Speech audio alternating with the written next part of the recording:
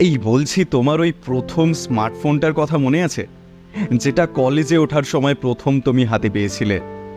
জানো তো, মধ্যবিত্ত প্রত্যেক কটা ছেলে মেয়ের কাছে প্রথম স্মার্টফোন অনেক আবেগ নিয়ে আসে। প্রথম ব্যক্তিগত মোবাইল প্রত্যেক কটা ছেলে মেয়ের কাছে ভীষণ আবেগের। আনলিমিটেড কলের ফায়দা হয়তো ওই 18-19 বছরের ছেলে মেয়েগুলোই জানে। এখন আর ফোনে কথা বলতে অত ভালো লাগে না, কারণ তোর মতন আর কারো সাথে কথা বলতে ইচ্ছে করে না। ছোটবেলায় পেন্সিল বক্সের কম্প্যারিজনটা জাস্ট মোবাইল ফোনে শিফট হয়েছে। কার কাছে কটা পেন্সিল থেকে শিফট করেছে কার ফোনে কটা ক্যামেরা। জেল পেন না ফাউন্টেন পেনের কম্প্যারিজনটা পাল্টেছে কার কত র্যাম, কার পেন্সিল বক্স কত বড় সেটা হয়েছে কার ফোনের ডিসপ্লে কত বড়। এই ইমোশনটা আরও ভালো বুঝতে পারে লেট 90s আর আর্লি জেনজিরা। এই মোবাইল ফোনের সাথে জানো তো একটা অদ্ভুত সম্পর্ক রয়েছে প্রেমের। প্রথম প্রেমিকার সাথে ঘন্টার পর ঘন্টা আঙুলের মাধ্যমে অনুভূতি শেয়ার। এই ফোনে কথা বলতে বলতেই একটা সময় মানুষটাকে অনুভব করতে শুরু করি। লং ডিস্টেন্স রিলেশনশিপ তো এই ফোনটাই টিকিয়ে রাখে।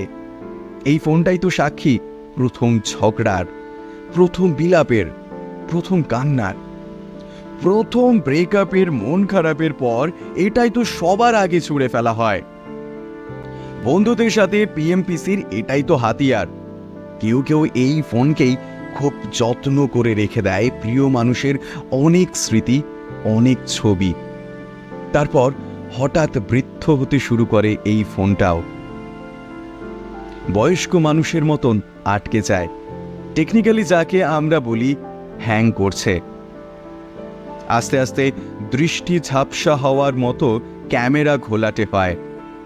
বয়স্ক মানুষের মতোই যেন একটু সাউন্ড কমে আসে, অল্পতেই খিটখিটে গুঁড়োর মতো গরম হয়ে যায়। জলে ভিজলে যেমন সর্দি হয়, ঠিক তেমন ঘাম লেগে গেলে ফোনটাও আর চলতে চায় না। বিরক্ত হয়ে তখন নতুন ফোন আসে। চেষ্টা করা হয় সবটুকু ছবি, স্মৃতি, মেসেজ বাঁচিয়ে রাখার, কিন্তু হুট করে ফোনটা বন্ধ হয়ে যাওয়ার পর আফসোস থেকে যায়।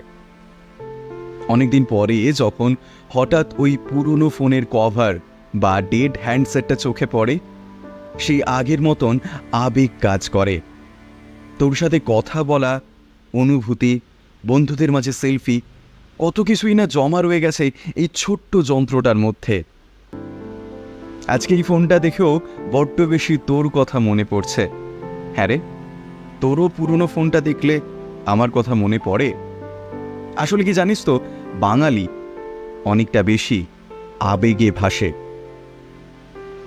যদি গল্পটা ভালো লাগে তাহলে প্লিজ একটু শেয়ার করবেন, আর আপনার প্রথম স্মার্টফোন কি ছিল সেটা কমেন্ট করতে ভুলবেন না। অবশ্যই কমেন্ট করবেন। প্রত্যেকে ভালো থাকবেন।